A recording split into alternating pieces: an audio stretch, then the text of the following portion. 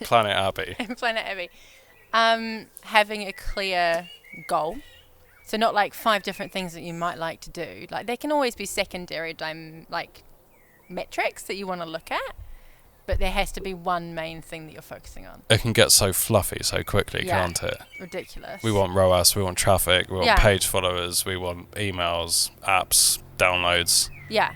Like, pick one. And the thing is that pick one and the others will probably follow, but you need to have one to go for. Yeah. To set everything up. Yeah. Put budget in the right places, to get the right story across the funnel, for everything, for every element. Yeah, also there's a really practical element to that in that if you've got 10 different goals that you're all trying to achieve, Yeah. there's probably every stakeholder involved with the project will have the one that they think is the primary goal, and suddenly, it just gets messy, doesn't it? Yeah. So like one goal, Yeah. one love. One goal, one love.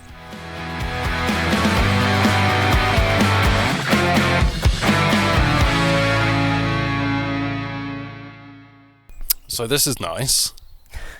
Out in the sunshine in Abby's, it's kind of your garden Backfield. backfield. Yeah. With some baby llamas, some chickens, Alpacas. alpacas, sorry. Is They'll that get offended. offensive? I don't know.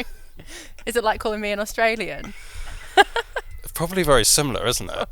Probably. Very similar. Or a Canadian and American. Yeah, maybe. Yeah. So, quite a special episode actually. It's episode 20, which feels like a big milestone. Yeah.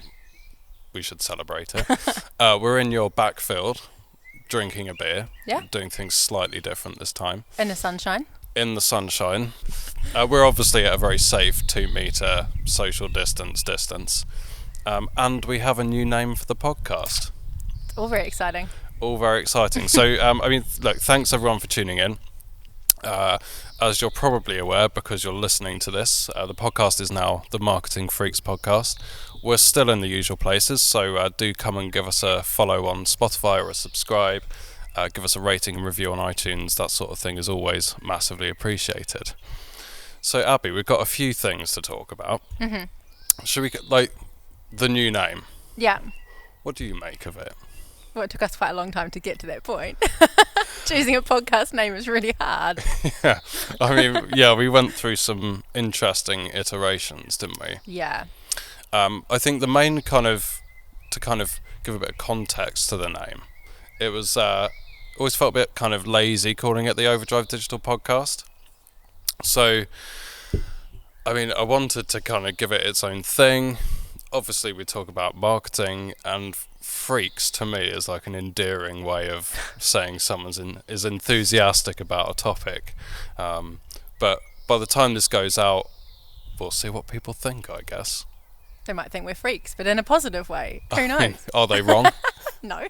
We are sat in a field with alpacas and chickens on a very wonky table. Better to be freaks than to be boring. So, be passionate about something. I love it. Yeah. Absolutely. So, I haven't seen you since mid-March. Yeah. How have you been? Good. How have you found working life in lockdown and life on Zoom?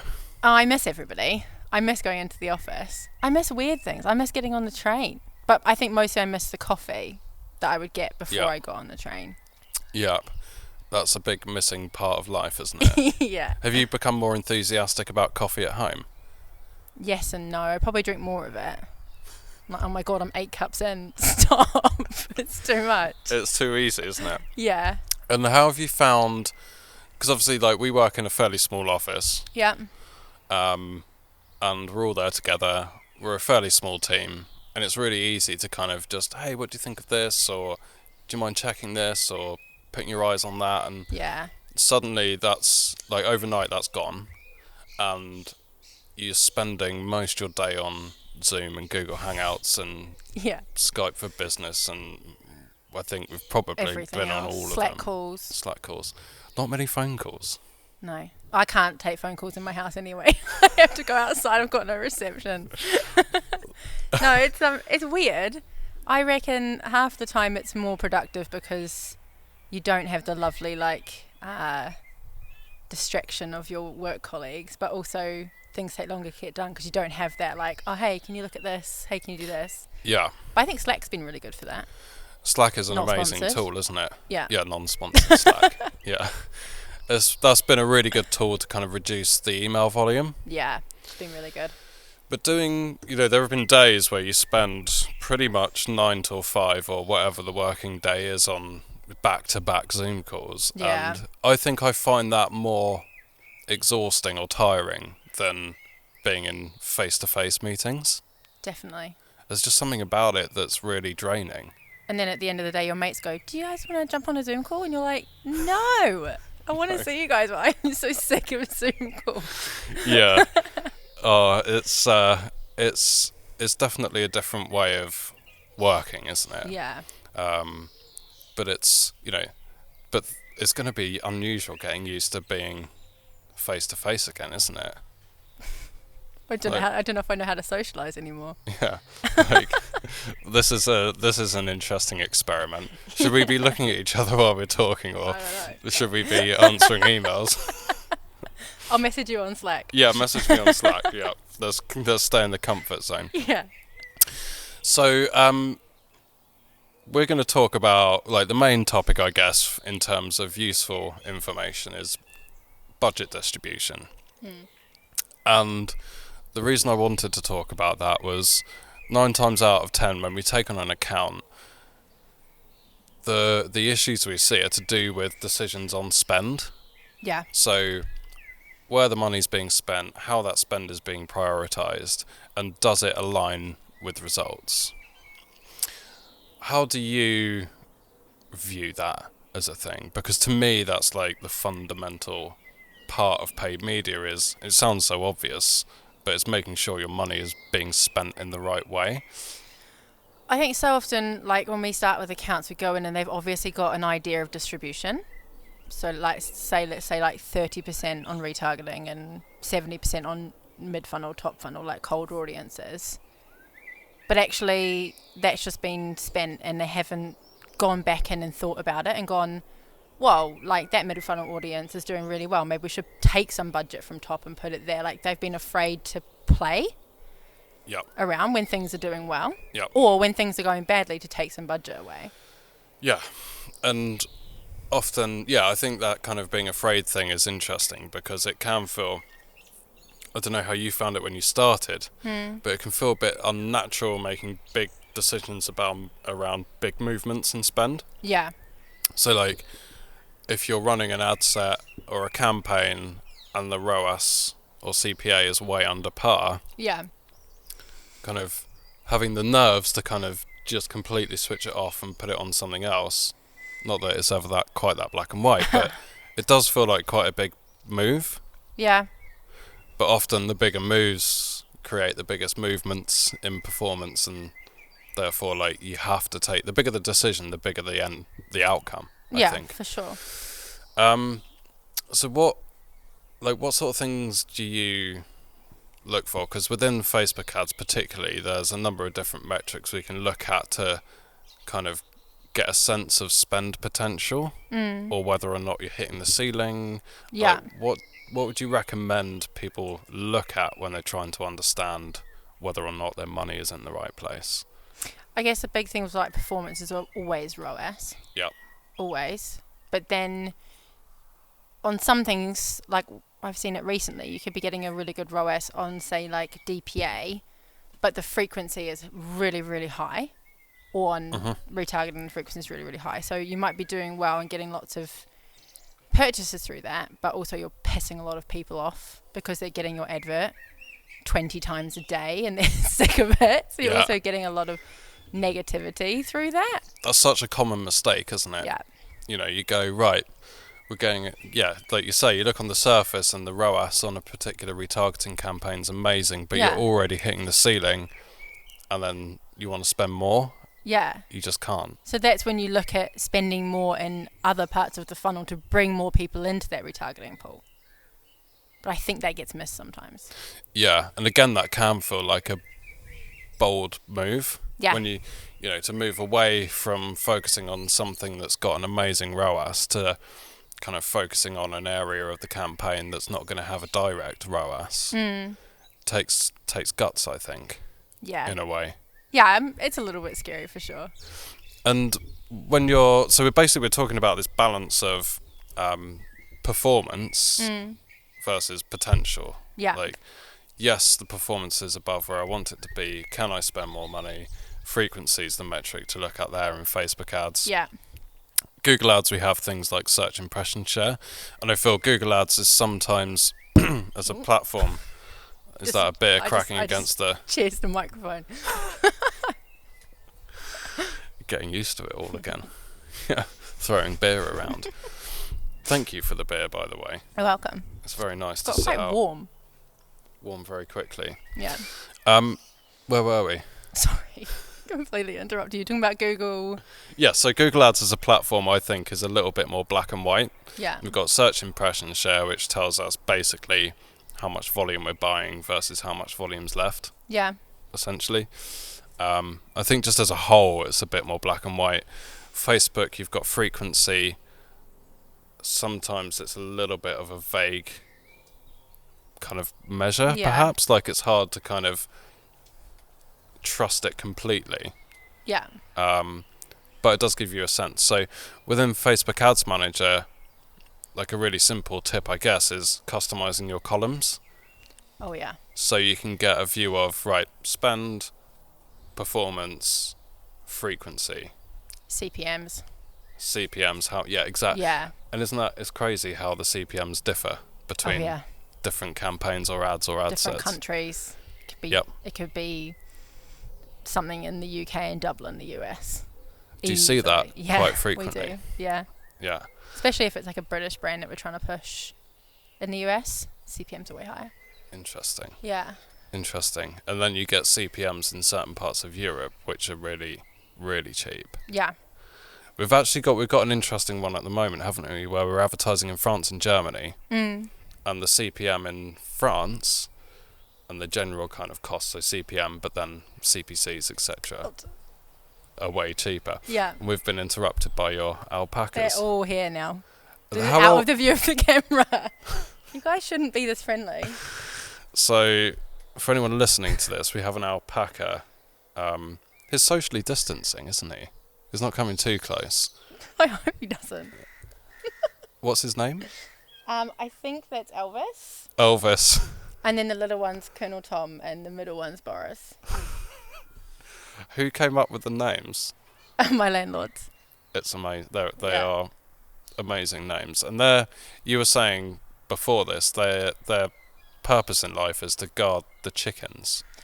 Yeah. So we can't like hand feed them or pet them or anything because their job is to basically chase for foxes. So they'll like run at foxes and make this horrific noise that scares them and they run away. Really? Same with cats, kind of. They kind of mark their territory with cats so that they don't come near the chickens. He's staring at me. I think they think we have food. Oh my god, it just sneezed. That was Colonel Tom. Oh wow. I've never been this close to them before and I'm really scared they're going to bite my hair. He just looks very inquisitive. Hey mate. Hey. I'm only slightly frightened because the old one was a psycho. Rest in peace. Rest in peace, eh? Nice. Yeah. Sorry, mate. But these ones are nicer and younger. I hope. They're very nice. Yeah. So back to budget. Sorry. I wish they were in the view of the camera. Get them round. Come round this way, guys. Come here. Oh, they're going around the back. I'll get them later. We'll get them later. So budget distribution versus results. Like what? I guess like say when we're taking on a new account Yeah. and you've got X amount of money per month. Mhm. What's your working process for figuring out how that spend should be distributed, and how do you then monitor whether you've made the right decision? Sorry, I just got so distracted. I thought I was going to bite the camera. Could you repeat the question, please? Yeah, so on budget distribution, you've got a brand new ad account. Yeah. and you've got a certain amount of money to spend per month. Mm-hmm. You may or may not have historical data. Yeah. What's the general, like, you've then got to work out how to distribute that spend. Yeah. So how does one go about figuring that out? I guess a big part of that would be communication with the company. Mm-hmm. What is their goal in these ads? Like, is it just a ROAS target, or are they looking to get new clients? Like, That's a really good point, isn't it's it? definitely establishing that with them, because Yeah. that will then determine how we distribute budget. And there is a big difference, isn't there, between just getting the very best ROAS you possibly can Yeah. and, versus acquiring pure new Mm-hmm. customers. Acquisition campaigns. Yeah. Yeah. Very, very different and set up and structured in a very different way. Yeah. And I guess that's a really good point because, again, one of my big beliefs with running campaigns and any paid media activities, you have to have one primary goal at the core. Yeah. Like, if you've got, like, if you're trying to get ROAS and acquire new customers and get email signups and app downloads and can we also get as much traffic as possible at the same time, that's when it starts getting quite messy. Yeah. And I think having a really clear line in the sand to say, right, that all those other things are great, Yeah. but we want to acquire brand new customers that we've never seen before Yeah. at X cost. Yeah. And those other things are just secondary things that we will look at. Yeah. Yeah. And if you can achieve that goal, then you start rolling out to the think about prioritizing those other goals. Yeah. But I think having that one clear goal in mind allows you to structure the account in a way that helps you achieve that. Yeah. And also measure against it, Yeah. because if you're starting off with lots of different goals, everything's really confusing from the off, and inevitably your account structure is going to be a bit of a mess. But I think a lot of people do that. They go, especially with paid social, it's like social media advertising. That's something we should do. And then everybody chimes in with their idea of what it should be towards. And then you end up not really aiming towards a certain goal. Yeah, there's actually a really interesting example of that. So one of the case studies we've got on the site, we won't name which one, but when we took on that account, the previous agency, I think the issue was that the client was asking for ROAS and traffic. Yeah. And you're like, well, it's common sense. Like, of course you want more traffic, and of course you want the best ROAS possible. But Yeah. which one's more important? Because What are you pushing for? yeah, Yeah. because you're gonna work to it in a completely different way, and one is gonna have an impact on the other. Mm-hmm. So, in Facebook, your conversion campaigns, Yeah. depending on the scenario, may or may not get you the best ROAS. But if they are getting you the best ROAS, they're usually a lot more expensive than a traffic campaign. Yeah. So you're going to be getting a lot less traffic, but your end ROAS will be higher. Yeah. Or you go for a traffic campaign, but it's quite early on in the funnel, your audiences might be a bit broader, Yeah. and your ROAS will be lower. Yeah. So which one do you want? And I think part of the reason why we were successful in that case was we actually said, no, like we What do you can't, want? we can't do both, pick one. Yeah. And let's shoot for that, nail that, and then think about the second goal. Yeah. I think it's tricky because people think of people get like organic social and paid social mixed up almost Yes. as well. Yep. Like Yep. organic social is brand awareness and engagement, fine. Community. Yeah. But like, what do you want out of your ads? Because you can get different things from that. It doesn't just have to be people liking your ad. It could be somebody buying your product or going on your landing page or signing up to something. Yeah. It's completely different, whereas I think they get merged in people's minds quite a lot. It's dollars in, dollars out. You're advertising. Yeah, exactly. Yeah, maybe you're playing the long game, and part of that long game is building up engagement and an audience, and Yeah. fine. But it's totally different to organic social Or boosting an organic post. or boosting organic posts. Yeah, which is what people often get confused with as well. I think it's great if you want to get engagement on a post. Like, if you want to get loads of engagement on a post and social proofing, go for it. Do a boosted post. But if you want to sell something Yeah. or have an achievable goal, maybe not. Maybe not. And there's a big difference between the mechanics behind a boosted post and Yeah. an actual, I would say, a proper ad. I Sounds think so you can say that. patronising, doesn't it? But your choices on targeting, Yeah. all of that type of stuff, you don't really get that with a boosted post. No, just push to a wider audience of people that might like what you're pushing. Yeah, But you exactly. don't have any control over where it goes. Yeah, so it's just a totally different thing, isn't it? And both are very valid, like you say, but they're not the same thing. No. They're not the same thing. But it always just comes back to that clear line in the sand, that clear goal of, like, what's the primary thing we're trying to achieve here, Yeah. and then you can focus. It's just so important, I Yeah. think. And then you know where to put your money. Alrighty, so you've worked out, roughly how you're going to distribute your budget. Mm-hmm. You've got your clear line in the sand. Yeah. This is what we're aiming for. This is what we think we can achieve. Everyone kind of knows where they stand then. What tools can you use to measure that, and how do you monitor it as you go forwards? Because, it's sadly not always the case that everything works out exactly as you planned, and therefore there's a lot of proactive work, but there's also a lot of reaction involved in terms of that wasn't what we thought would happen, good or bad, we need to change tack. So what sort of tools are available for monitoring that? How do we do it, Abby? I mean, when I started working at Overdrive, I fell in love with Supermetrics because it's dreamy.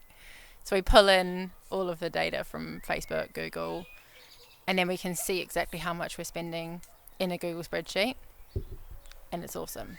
And that means that I just have it trackable all the time.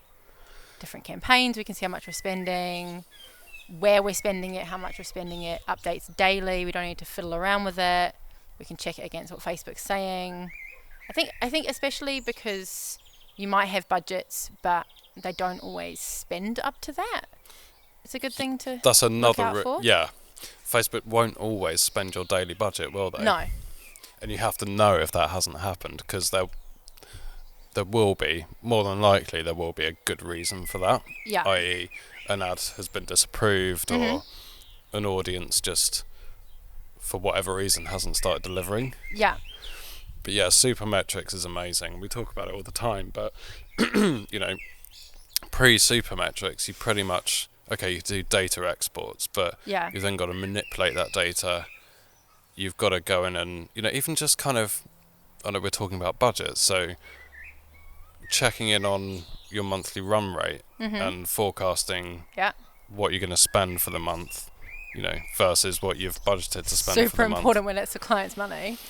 Super important and super helpful with Supermetrics. Yeah, super.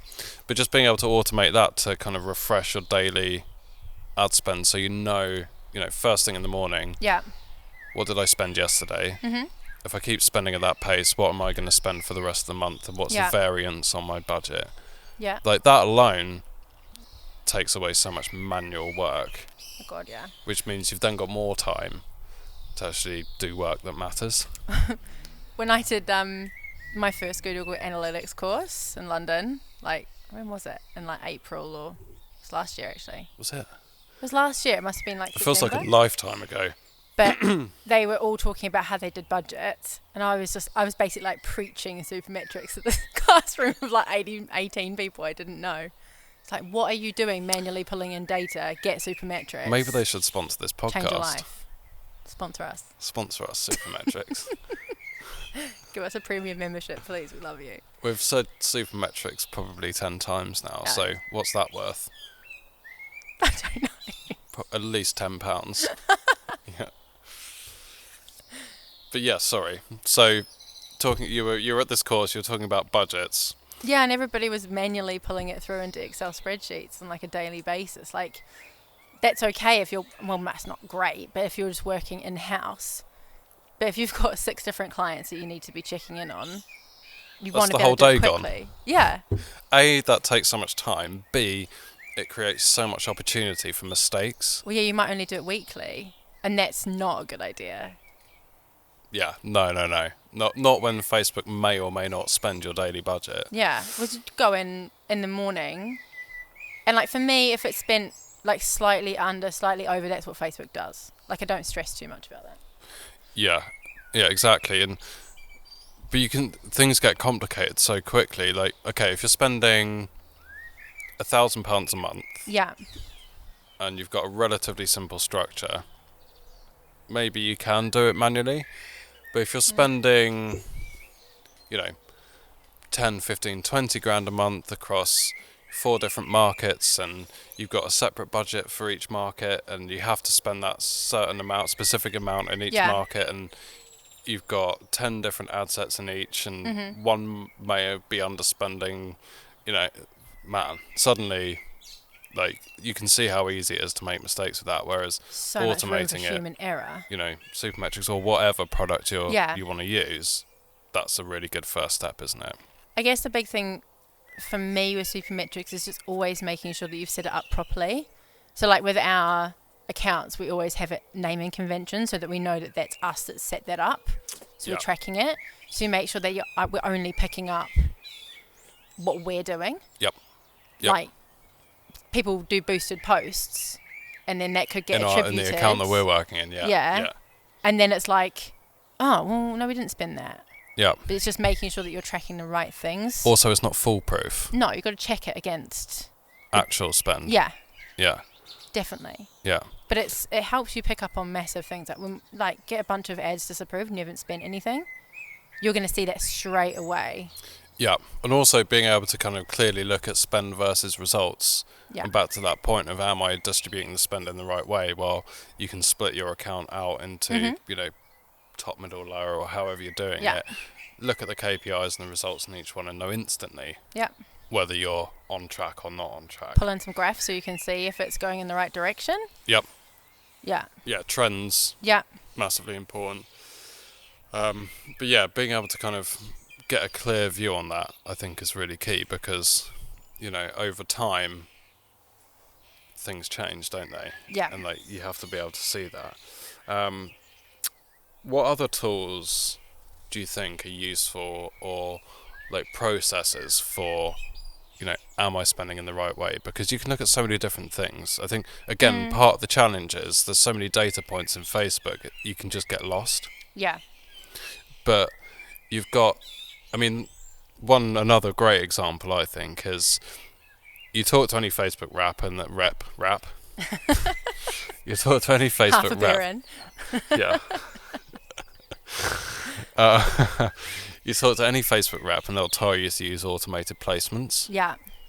And we always talk about not using automated placements. And one of the big reasons for that, or a primary reason for that, is news feeds and other placements versus Instagram stories. Yeah. And we see so much performance through Instagram stories that we want to split it out. But if you're not looking at how that spend versus performance breaks down across those placements and controlling it appropriately, then you're going to be missing a trick, aren't you? Yeah. Oh, dogs are here. Dogs. So we've got dogs, chickens, alpacas, Bees. bees. Boys. Oh, they're so cute. Called Rocky and Rolly. So we've got Rocky, Rolly, Colonel Tom, Boris, and Elvis. Chickens? I don't think they have names. Oh, poor chickens. Just chooks. Chucks. Quinn's girls. Oh, they're lovely. We're not bad guys. Don't bark at us. So, again, I was looking at an account last week before, for a new opportunity, and they had, news feeds were doing all right, Instagram feeds were doing all right, stories had a ROAS that was about 3 times higher than those placements, but had very little spend on it. And maybe that was because there was a low spend, but you're like, hang on a minute, there's clearly potential there for some good performance. Let's spend more and see if that grows in line with spend. But even to that level, placements or gender or age, are we overspending on a certain age bracket that's not delivering performance? If so, should we cut it out? And you can go into so much detail there, but to me, looking at all of that is the key, because any wasted spend needs to be looked at and reviewed. But and shifted somewhere where it's going to make a difference. yeah, or at least shifted into an area that you can test. Yeah. Because if it's not working, it's not working. Yeah. And if it's proven itself to not work, then at least use it to try something different, would be my take. Thanks everybody for listening. Hope you found that informative, and we'll be back on another episode soon, so please subscribe, and you'll be notified when that happens.